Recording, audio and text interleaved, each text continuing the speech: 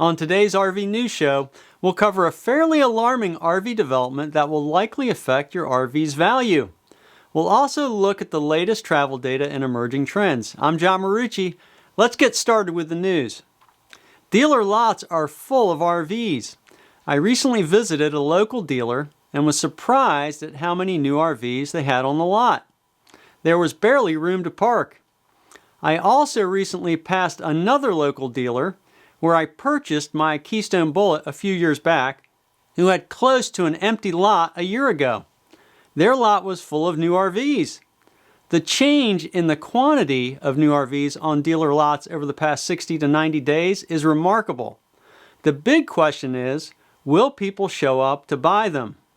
I have a few theories on what could happen. First, the industry forecasts about continuing sky-high demand for RVs may be accurate, and all this new inventory will be gobbled up by an RV-thirsty public. Let's call this the optimistic view of the future. A second possibility is that people feel like they have less money to spend because of inflation, so fewer people will show up to buy RVs. Let's call this the pessimistic view of the future. Since both scenarios are very general, let's explore a possible third scenario. This is where people with affluence who can't buy many high-ticket items due to shortages just now, continue to purchase higher-end RVs. However, less affluent people who feel the effects of inflation more so, pull back on large purchases, including RVs. This would mean that higher-end RVs like Airstreams would continue to see long wait times for deliveries, while less expensive travel trailers would begin to pile up on dealer lots. To me, this is precisely what appears to be happening. It is a strange dichotomy in that most of the RVs filling dealer lots appear to be for the low to middle market, while expensive Class B camper vans and Airstreams can't be bought without very long wait times. We will know much more by the end of May, but as we'll see in a moment, there are a vast number of RVs for sale, likely more than ever.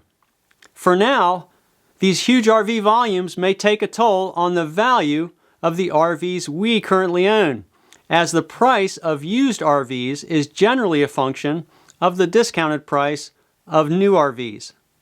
If you're new to RVing, you may not know that we have focused for years on helping out people who are just getting started. One of the free resources is the New to RVing video list, which has several videos to help you jumpstart learning about RVing. You can access the video list from johnmarucci.com/resources, or with your sign up to our New to RVing group, we'll email the free list for reference anytime. Just head over to johnmarucci.com/resources to get started. The link will be in the description below the video. This week, the RVIA posted the latest RV shipment data for March 2022, and the numbers are staggering. Volumes of RVs shipped are at an all-time high with over 64,000 units shipped in March alone. As a point of reference, the next highest March on record was 2021, with just over 54,000 units shipped. A large portion of this record output is for travel trailers, as motorized RVs are subject to similar shortages as motor vehicles are currently experiencing. Besides expensive Class B camper vans, Class A and Class C motorhomes are down versus prior years. New and used RVs for sale on RVTrader.com are historically high, hitting over 227,000 units for sale. This is up 4,000 or so units since March 23rd. In 2021, the number shrank by 4,000 units over the same period, so one could surmise that relative supply versus demand is over 8,000 units higher year over year. This explains the earlier theory that too much supply of low to mid-level travel trailers is not being met by early demand, and why we are seeing full lots at local RV dealers. Meanwhile, manufacturing employment levels in Elkhart County, Indiana are at an all-time high, making it very difficult to get and retain quality labor at many RV factories. Given the breakneck speed that RVs are being shipped and the ultra-low unemployment rate in Elkhart, quality concerns are real issues for the consumer to contend with. If you're buying a new RV, be very thorough on your walkthrough before purchase.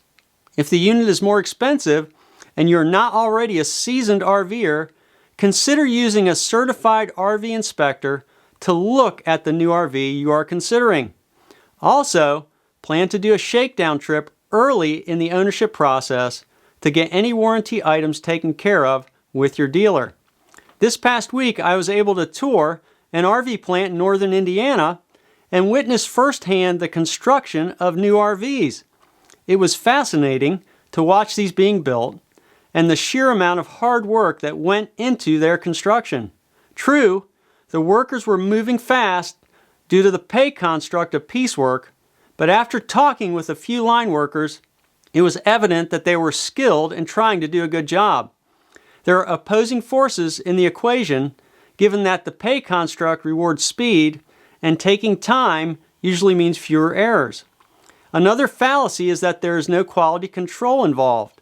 At this location, several people were doing PDI, which is pre-delivery inspections, on the RVs completed coming off the line. Gas prices are staying stubbornly high and haven't retreated below the $4 mark nationally. In recent weeks, the price of regular unleaded has actually increased. The current price as of April 28th was $4.14.1 per gallon, about 10 cents lower than a month ago, but a couple of cents higher than a week ago. An RV trip of 3,000 miles at 10 miles per gallon would cost $1,242 now versus $866 a year ago, about a 44% increase. Finally, there seems to be good news for those who work remotely with the advent of Starlink and the addition of roaming account access. This means you can sign up for Starlink service and not have to change your permanent address in the system when you move locations. Many Starlink users are seeing outstanding bandwidth from their system, even in remote areas, since their internet signal is satellite-based. Imagine working remotely from some of the most beautiful locations on Earth that previously had no cell service and therefore were impossible to work from. Okay, that'll do it for this month's RV Newscast. Thanks for tuning in. Stay safe. This is John Marucci, and so long for now.